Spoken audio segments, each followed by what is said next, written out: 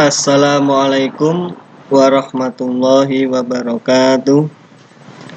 Saya Ahmad Fatan Nurazakul, kelas Ekonomi Syariah D akan memenuhi tugas Sosiologi Ekonomi, yakni membuat video yang menerangkan subbahasan yang telah ditentukan. Langsung saja.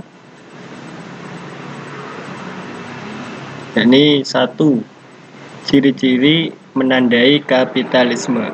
Yakni apa sih tanda-tandanya kapitalisme itu? Di sini ada 3 poin. Untuk yang pertama, usaha bebas. Ya, namanya usaha bebas berarti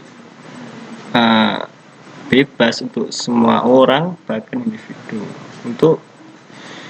Untuk definisinya, yakni sistem ekonomi yang mendorong kemakmuran dengan memungkinkan individu dan bisnis swasta bersaing untuk mendapatkan laba. Bisa dikatakan semua individu itu bisa melakukan bisnis swasta dan saling bersaing untuk mendapatkan keuntungan atau laba. Untuk yang kedua, yakni hak milik. Hak milik dalam definisi materi ini yakni kepemilikan lahan dan kepemilikan properti atau perlengkapan. Merupakan 2 hak individu utama yang memungkinkan perusahaan swasta untuk beroperasi secara bebas tanpa menyewakan tanah atau properti dari pemerintah.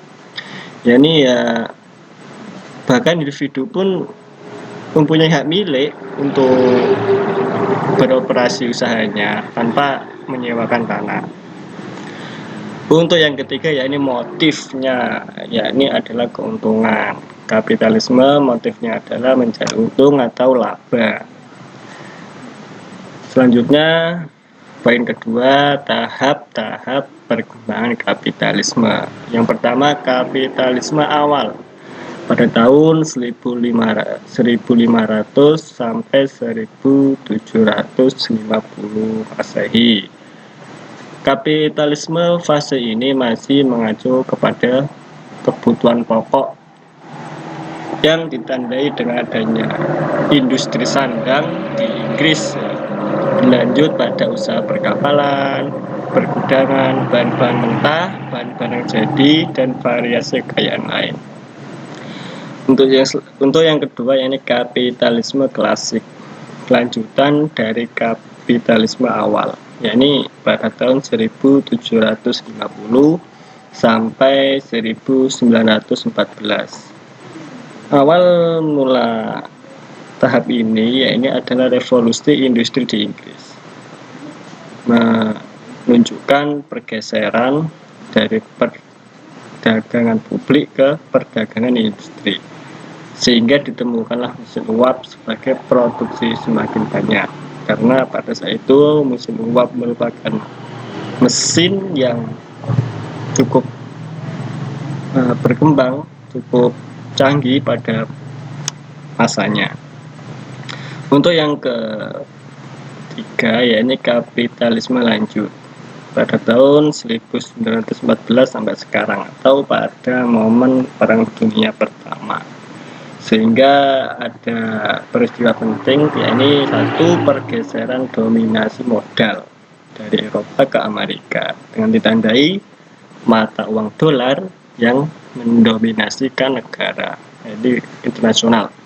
2, bangkitnya kesadaran bangsa di Asia dan Afrika sebagai akses dari kapitalisme klasik, sehingga ada kesadaran untuk perlawanan. 3, revolusi Bolshevik Rusia yang menghancurkan industri fundamental kapitalisme yang berupa pemilikan secara individu, penguasa secara produksi, struktur, kelas sosial, bentuk pemerintah, dan pemaparan agama. Untuk yang keempat, yakni ketiga, sikap menyikapi globalisasi dan kapitalisme. Yakni gimana sikap kita terhadap globalisasi dan kapitalisme.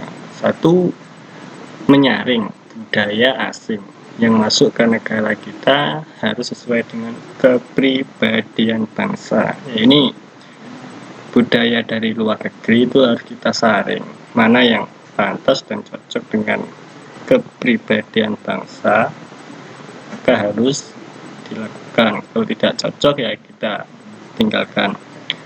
2. Mencintai atau membeli produk dalam negeri sendiri. Ini lebih baik lah.